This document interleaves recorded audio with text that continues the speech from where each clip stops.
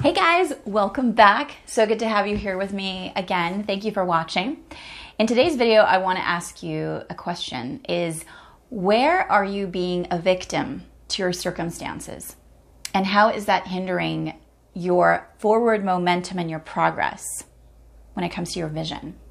So I talk a lot about vision. I talk a lot about taking committed action, getting very clear. And I talk a lot about aligning your head and your heart in focused attention to create momentum, right? So while we are working in the space of really stepping into the possibility of what we can create when we align with our vision, when we get clear about our vision, it's like plugging in that universal GPS of where we want to go, what we want to create, then we will be met with a bunch of circumstances around us that are going to create potential blocks and obstacles, both tangible and intangible.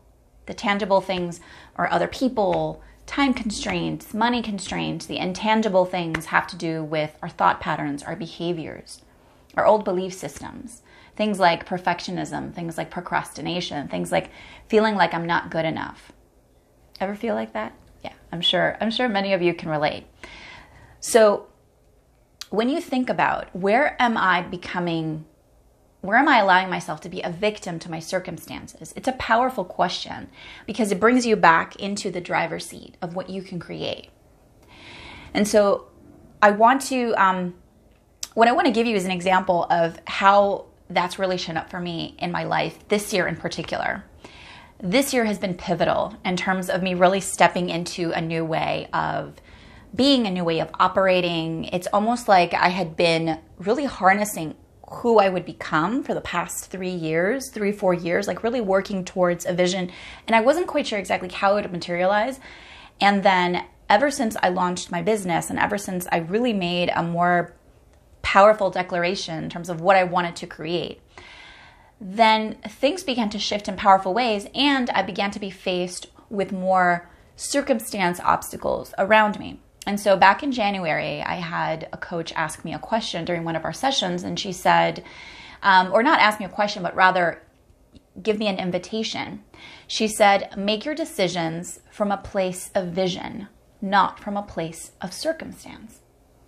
And at the time, I had this choice point between either going on this trip to do this really powerful training or staying in Miami because I felt like it was going to be too much to ask of my husband to stay home, to manage work. It was, meaning stay home with Skylar. Like, it was this moment of, what do I do? And I was leaning more towards the circumstances, right?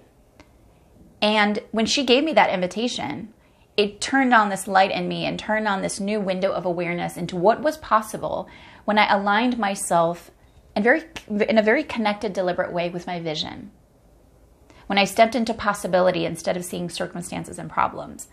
And it doesn't mean that I knew exactly how it would play out, but I had this inner power and this sense of conviction, and it's like my self-mastery was really heightened at that point because I knew that I could, in fact, decide from a place of vision, not from a place of circumstance.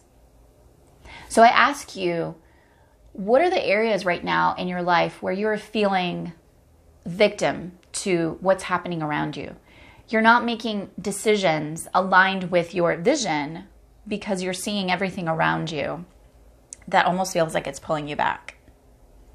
This year, I'll tell you, that's shown up for me in many, many huge ways. 3 that I can think of right off the bat is travel. So I've done extensive travel for training, extensive coaching to really set the foundation for success for my business in a powerful way. That was a deliberate decision that I made earlier this year, and it's required a lot of making decisions from a place of vision constantly. I've had lots of choice points in my life this year where I could either go all in, understanding what's possible on the other side, really leaning into the discomfort, leaning into the potential obstacle, understanding what was on the other side, again, because that's powerful. Or I could just decide not to do something because the circumstances kind of dictate it so. And a lot of times, people around me wouldn't even understand why. Some people would, some people wouldn't.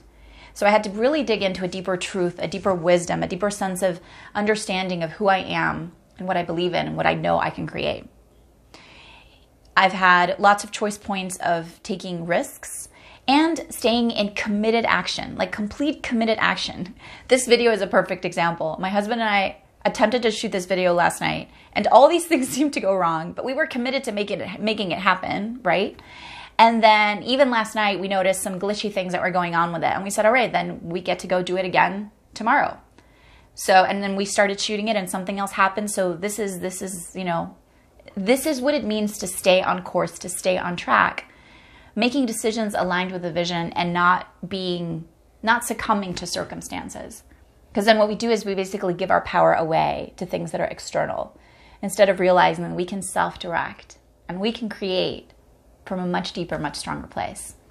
So I invite you to align your head and your heart.